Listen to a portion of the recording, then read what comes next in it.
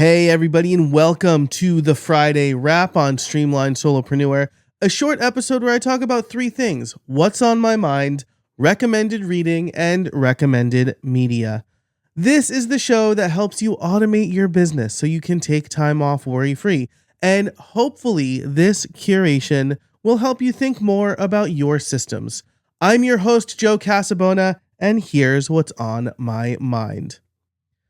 The first thing I want to talk about today, the thing that's been on my mind all week really, is are we beholden to an algorithm, or is content creation worth it? See, I left social media, except for LinkedIn, completely about 6 months ago. I left Twitter over a year ago. And to say I left means I deleted my accounts. I've actually been off of social media for a lot longer than that. And it's been nearly 2 years since a social media app has been on my phone for more than 10 minutes. And it's because I didn't want to feel like I was beholden to some algorithm. But this week, I've been working on my SEO strategy for my search engine optimization strategy, what keywords I want my website and my podcast and my YouTube channel to rank for. I've been back and forth on whether or not I should start a new YouTube channel from scratch or just rebrand the current one. And it got me thinking that even not being on social media, how much of what I'm doing is to appease an algorithm? Part of this too is I've been using vidIQ. I signed up for vidIQ, that's VID and then IQ, which is a service to help you do keyword and competitor analysis specifically on YouTube. I've been using it, and I can't help but wonder if I'd actually be better off with an actual YouTube coach, because I want YouTube to work.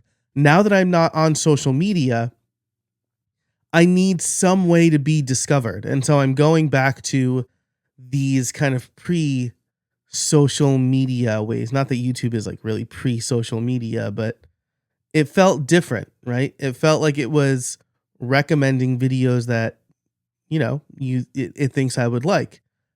And with search engines, right? Google has been around for a very long time, nearly 30 years, 30 years this year, maybe. And it's still an algorithm I need to appease. And with AI, now we're talking about GEO, right? Generative engine optimization. So is content creation worth it? And are we always going to be beholden to an algorithm? And the truth is, yes, to both of those questions, right? Is content creation still worth it? Absolutely. There's a ton of slop, which means that if you make good content, you will stand out. But yes, we will always be beholden to an algorithm because there is so much content that something needs to surface our stuff to the right people. And so as long as you keep making good content that you're actually putting time into, it should behoove Google and YouTube and even large language models, even social media, to show us stuff that we will engage with, that we will like, that will help us. Because if it just keeps showing us slop, we're going to leave. So it's something, I don't really have a good solution for this. It's just a thought I've been having a lot this week. Because as I revamp my content strategy, I keep thinking, how is my stuff going to get found? Some people will tell you that search engines are useless because they're just going to clip the important part and show it to people right on their site, right? Google's AI summaries or Google's snippets, so that people don't have to go to your website. or watch your video.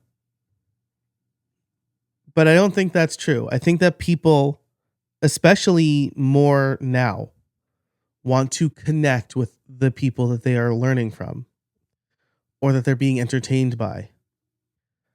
So I don't have an answer. It's just been on my mind a lot this week. I'm going to move forward with optimizing my website for keywords, actually making good content that people are searching for. I think I've adopted a personal social media strategy for my content sites. And I'm just like, yeah, I'm feeling this way, so I'm going to write this way. But that's especially not how YouTube works. And so I'm trying to fix that. And yeah, vidIQ has been helping me. Claude has been helping me a little bit, I suppose. But again, I think going back to that algorithm versus people thought, I think a YouTube coach could actually help me. And I guess maybe this is the solution, right? We need the algorithms so people discover us. We need to be found some way. And then we need to make sure that we give those people who find us a way to stay connected to us. Because one of the things I heard this week was it doesn't even matter if you're subscribed to a YouTube channel anymore. You can't guarantee that the YouTube homepage will show you the things you're subscribed to. And even if you go to the subscriptions page now, it's like, it's not just a list of videos published in reverse chronological order. It tells you the most important ones or whatever wording it uses. It's using an algorithm to figure out which one of your subscription channels, which one of the channels you're subscribed to, you'll like the best, followed by a bunch of shorts. So you want to give people the ability to connect with you once they discover you. So like a mailing list is the way to do that. My call to action always for everything is join my mailing list. It'll be at the end of this episode as well, which, by the way, I'm trying something new for this episode. If you usually listen on the feed, I do have a video of this where I have some fun lower thirds. I'm messing with Ecamm a little bit. And so I'm trying this out. This is a format I probably try every 6 months. I think this is my favorite version of it. So if you want to see what that looks like, I'll have a link to the YouTube video in the description. But I also have this YouTube video up. So I think the solution is use the algorithm to your advantage and then capture people by getting them on your mailing list. So that's what's on my mind this week.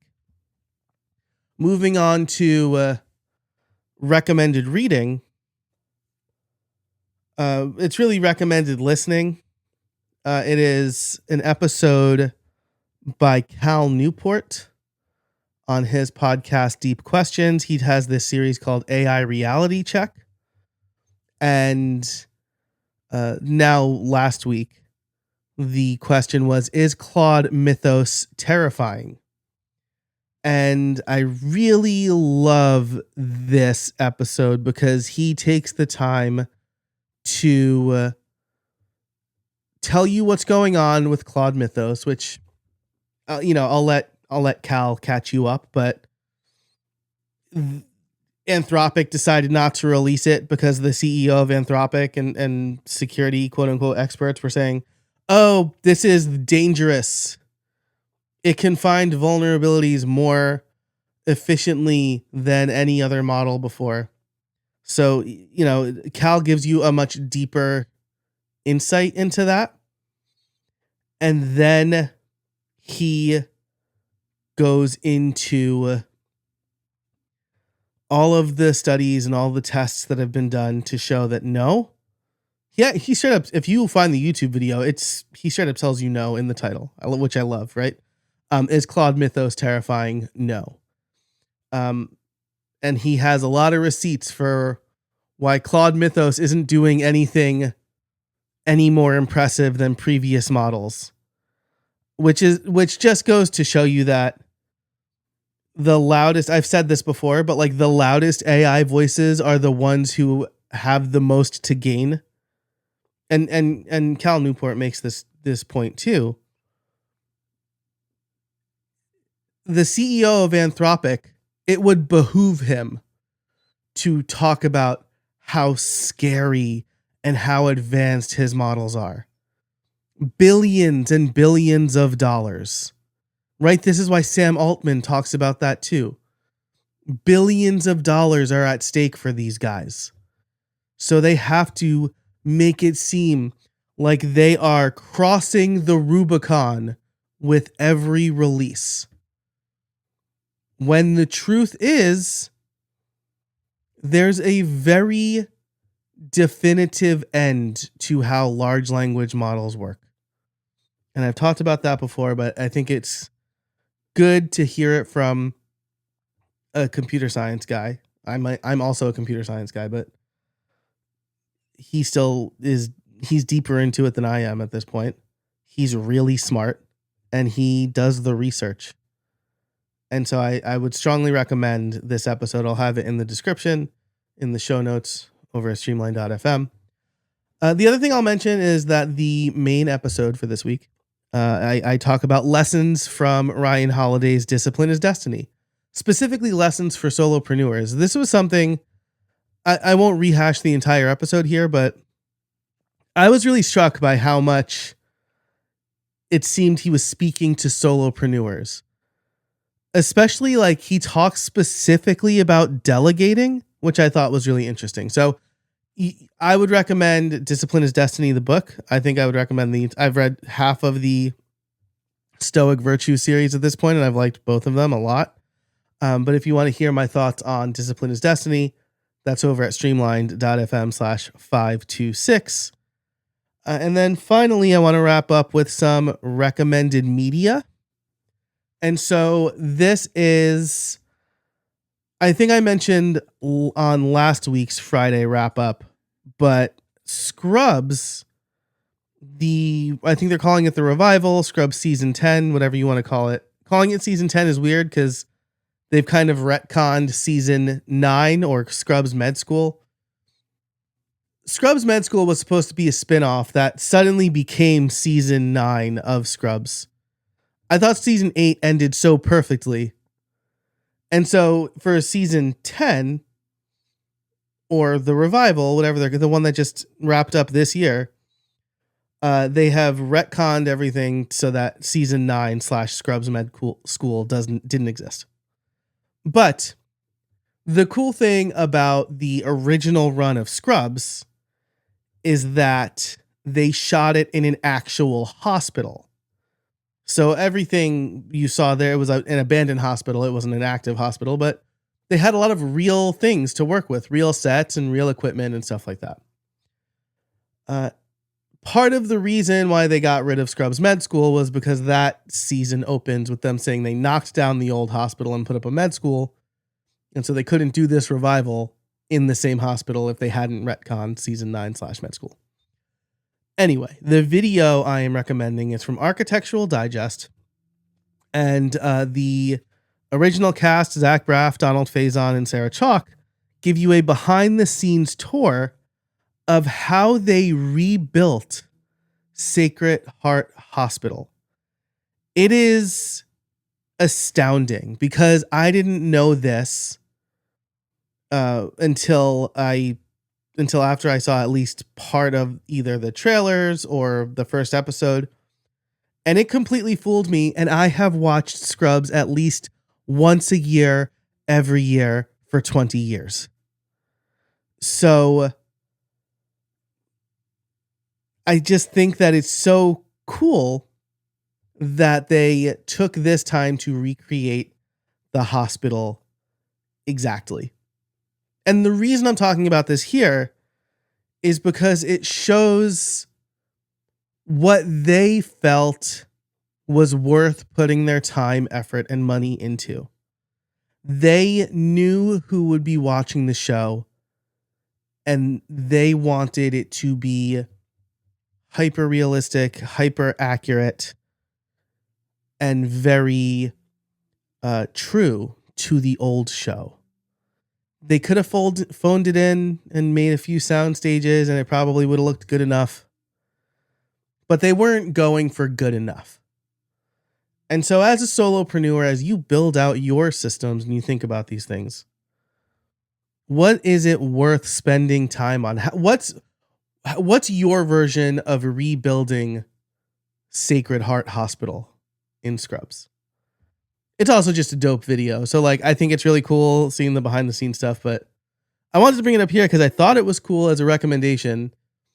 And I like to think about the people who know how and when it's worth spending their time, because this is something I think about a lot.